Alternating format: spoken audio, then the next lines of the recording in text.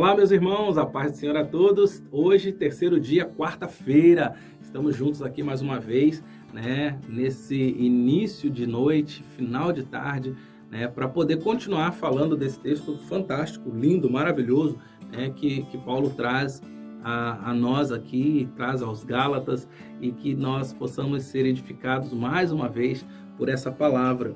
Hoje nós estaremos lendo a partir do versículo 6, e eu quero convidar a você a estarmos juntos fazendo aí essa leitura e fazendo aqui também uma espécie de esclarecimento, daquilo que o texto quer dizer, que Deus possa clarear a nossa mente, que Deus possa iluminar, as nossas mentes através do seu Espírito. Então eu já peço, desde já, que você permita que o Espírito Santo ministre sobre a sua vida. E diz assim o versículo 6 de Gálatas 2. Diz assim: "E quando aqueles que pareciam ser de maior influência, os quais tenham sido outrora, não me interessa, Deus não aceita a aparência do homem. Esses, digo, que me pareciam ser alguma coisa, nada me acrescentaram. Antes, pelo contrário, quando viram que o evangelho da incircuncisão me fora confiado, como a Pedro o da circuncisão, pois aquele que operou eficazmente em Pedro para o apostolado da circuncisão, também operou eficazmente em mim para com os gentios. E quando conheceram a graça que me foi dada, Tiago, Cefas e João, que eram reputados colunas, observa isso, me estenderam a mim e a Barnabé a destra da comunhão, a fim de que fôssemos para os gentios, e eles para a circuncisão." Vamos lá, agora mais uma vez estamos falando de cultura, mais uma vez estamos falando aqui da religiosidade da época, e por isso a palavra circuncisão e incircuncisão, ela aparece muito aqui nessa parte do texto, a partir do versículo 6. Meus irmãos, é importante nós observarmos que Paulo está aqui dizendo o seguinte, que Deus, ele, apesar de Paulo ter julgado, aqueles homens, lembra que ele fala assim, lá no início, no que nós já vimos nos dias anteriores, que ele fala assim, olha, quando eu cheguei nas cidades, eu busquei as pessoas de maior influência.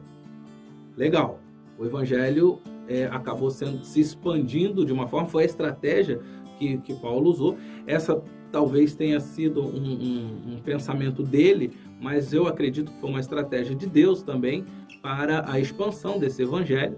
E aí ele vai agora falar aqui com uma certa frustração, porque ele fala assim, olha, a partir do versículo 6, quando aqueles que me pareciam de maior influência, olha só, hein, aqueles que pareciam ser de maior influência, os quais têm sido outrora, não me interessa. Ou seja, Paulo não está preocupado aqui com as aparências humanas. Paulo não está aqui preocupado com o saber daquelas pessoas, daquilo que aquelas pessoas traziam, de influenciadores ou de pompas, sobre as outras pessoas, porque nós não estamos falando aqui daquilo que nós somos, nós estamos falando daquilo que nós pregamos, do evangelho, o evangelho que precisava ser pregado. E aí ele vai falar aqui com muita contundência, ele falou, isso não me interessa, Deus não aceita a aparência do homem, Deus não se importa com a aparência do homem. Mas ele fala assim, esses digo que me pareciam ser alguma coisa, nada me acrescentaram, Ou seja, aqueles que eram os líderes, da igreja, aqueles que eram os primeiros apóstolos, aqueles que tinham uma grande influência, e aí, Paulo está aqui falando realmente com o coração frustrado, falou, essas pessoas nunca estenderam a mão para mim, essas pessoas nunca me ajudaram a propagar o evangelho aos gentios, essas pessoas, elas estavam ali presas ao chamado, ao apostolado, por exemplo, de Pedro, que era alguém que foi chamado a pregar para os judeus. Porque quando ele fala que o apostolado da circuncisão, que é aquilo que Pedro foi chamado, era para aqueles realmente que eram circuncidados, eram os judeus, eram aqueles que eram o objeto da ação de Pedro. Mas aí eles falam assim, mas quando eles conheceram, né, em mim, né, o evangelho da incircuncisão, né, eles não se esforçaram em me ajudar. Então eles não me ajudaram em nada. Mas aí ele vai dizer, e aí isso é uma coisa muito importante, ter a humildade de reconhecer, queridos, quando as pessoas estendem a mão para nós, quando as pessoas são solícitas, quando as pessoas dividem o peso do fardo conosco, né? Então, essa humildade é para poucos, essa humildade aí deveria ser para todos, mas poucos acabam absorvendo essa humildade.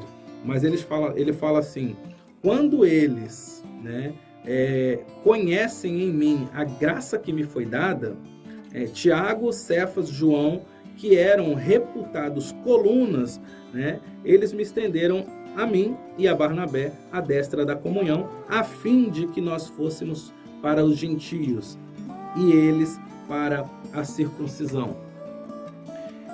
Houve ali uma divisão em comum acordo, houve ali uma espécie de...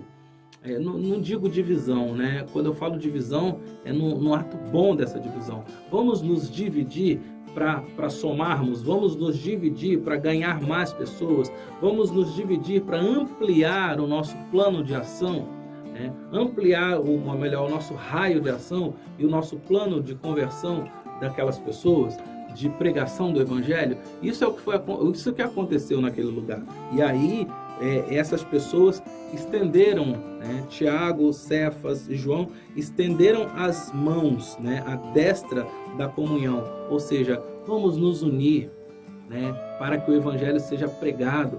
Vocês vão para os gentios, nós vamos para os judeus e nós vamos fazer bem feito, né? E nós vamos fazer da forma que temos que fazer para que o evangelho seja propagado e que não sejamos aprisionados à religiosidade, não sejamos aprisionados à cultura, não sejamos aprisionados à língua, à linguagem, né? Não sejamos aprisionados a nada, porque não existe prisão para o evangelho, não existe prisão para a palavra de Deus, né? Eu sempre me lembro do livro, né, Torturados por Sua Fé, no qual o Fabrício e toda a sua equipe do MC16, né, ao longo de um ano mostrou para a gente aqui, para outras pessoas em outras igrejas, num teatro extremamente importante, porque conta a história real, né, de um pastor chamado Popov, que ele conseguia pregar o evangelho como uma espécie de código Morse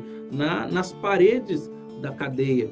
E pessoas foram alcançadas, né, prisioneiros ali foram libertos, né, através da pregação do evangelho naquele lugar, daquela forma, com aquela estratégia. Então, meus irmãos, nada pode prender o evangelho. Nem mesmo a minha vontade, nem mesmo a sua vontade. Nem mesmo a minha preguiça, nem mesmo a sua preguiça. Nem mesmo a minha cultura, nem mesmo a sua cultura, nem mesmo a religiosidade que muitas vezes acontece no nosso meio, pode parar o evangelho de Cristo. Pode parar a palavra do Senhor. Então, Ele é o maior interessado para que isso aconteça. E eu quero te convidar a participar daquilo que Deus tem feito nesse tempo, nesse mês de setembro, onde estamos vivendo aí, comemorando e trabalhando e nos esmerando para o mês de missões nacionais. Eu quero te convidar a começar, né, a fazer isso. Ah, pastor, eu sou uma pessoa que eu sempre estou ofertando. Amém, glória a Deus, irmãos. A palavra nos fala que nós devemos sim ofertar, né, para a missão do Senhor. Mas também nós precisamos ir. Ah, pastor, mas eu não tenho como ir. Tem sempre um muro, né, do lado do seu. Tem sempre uma casa do lado da sua. Tem sempre alguém perto de você. Tem sempre alguém da sua família que você pode pregar o evangelho. Tem sempre uma espécie de judeu, gentio, né, samaritano, pronto para receber a palavra do Senhor que sai da tua boca. Que Deus abençoe a sua vida, fica na paz do Senhor e até amanhã, onde estaremos no nosso quarto dia desse estudo bíblico sobre essa carta aos Gálatas aqui no capítulo 2. Fica na paz e até amanhã.